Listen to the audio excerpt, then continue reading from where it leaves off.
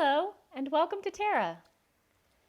In this video, I will review the different types of data tables you might work with in Terra, describe how to populate your own data table using the Terra data library, and explore how to modify an existing table. What is a Terra data table? A data table is how we organize and describe data in Terra. It's a place where we can list metadata for individual samples, including IDs, cloud locations like a Google bucket, or other attributes. It's also how we store information about reference data. In this sample table, we list the IDs for multiple sequencing samples, each with its own FASTQ file. The FASTQ column holds the Google bucket location for the files. The participant column designates a group to which each sample belongs. Tables like this live in the Terra Data tab. Let's see what that looks like in a new workspace. If you select the Data tab from a new workspace, you will not see any existing data tables, but you will see 3 sections in which you can create a data table. While any data can go into the table section, typically you would find sample data in this section, while reference data, like FASTAs and index files, will be in the reference data or other data sections. The reference data section specifically allows you to upload pre-made reference tables for the human genome, which I'll show you in a moment.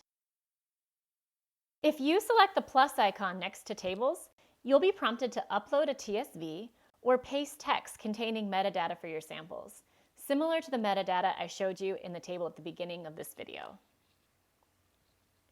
If you select the plus icon for the reference section, you'll be prompted to choose an existing human reference table. If you select the B37 reference, you can see it uploads the necessary reference files for human genomic analyses.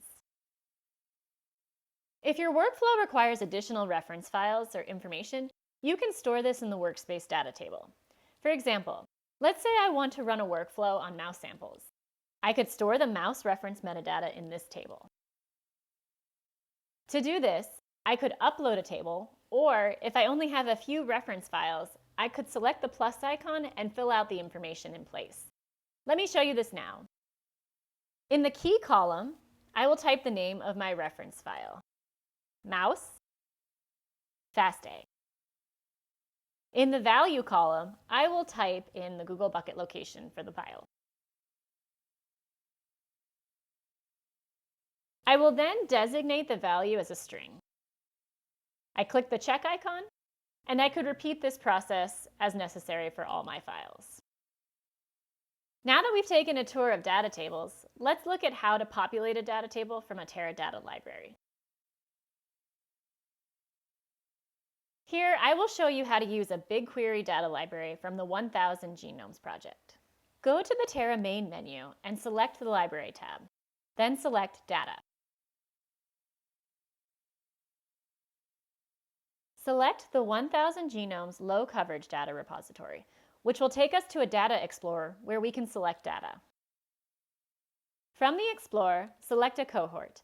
I'm going to select a female cohort, which includes 1,760 participants.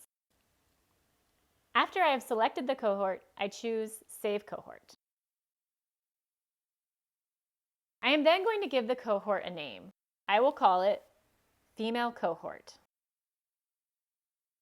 Then click Save. Next, I am prompted to choose a destination workspace or to create a new one. I'm going to select the workspace I've been using for this video, and then choose Import.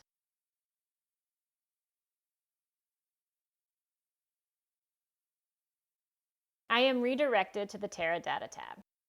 Now you can see the 2 tables in the Tables section. If I click on the BigQuery table, we see the table references all the data in the BigQuery dataset. If I select the Cohort table, we see it contains an SQL query that returns a list of IDs for those participants that satisfy the exclusion criteria I specified in the 1000 Genomes Data Explorer. If I want to modify these tables, I can edit them in place. I'll show you how to do this using our BigQuery table example. I'll start by editing the name of the sample by clicking the pencil icon.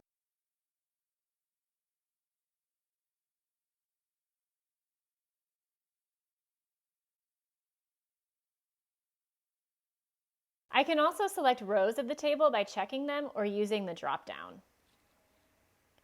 Once rows are selected, I can click on the three-dot icon to download the data table, run a workflow using the Open With option, export to another workspace, or delete the data table. That concludes this introduction to Terra data tables. Thank you for watching, and I hope you enjoy using Terra.